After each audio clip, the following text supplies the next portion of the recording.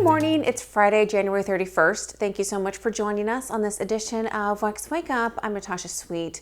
New details emerge about the air traffic control situation at the Ronald Reagan National Airport during a deadly crash between an American Airlines flight and a military helicopter. I'd like to request a moment of silence for the victims and their families, please. The recovery of the black boxes from the American Airlines plane is expected to provide critical information about the incident, including what the pilots were saying before the crash and whether they saw the helicopter. All 67 people on board both aircraft are presumed dead. 14 of the victims were reportedly coming back from a national development camp for promising young skaters. At such a young age, they showed championship level skating. It would take time for them to develop, to maximize their full potential, but the amount that they were able to achieve in such a short amount of time was absolutely remarkable.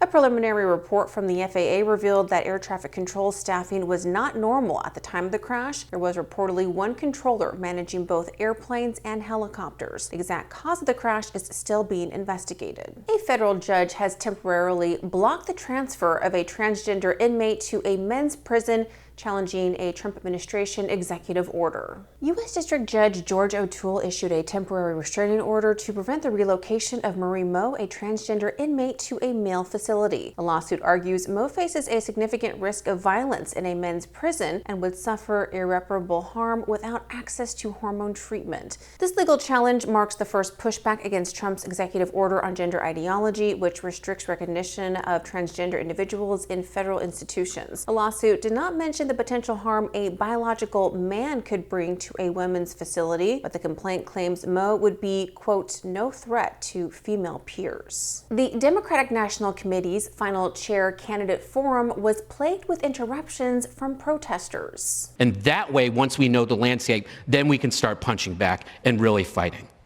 Thank you. I want to take a look back to the last election cycle. You do not, pardon me. Thank you all so much.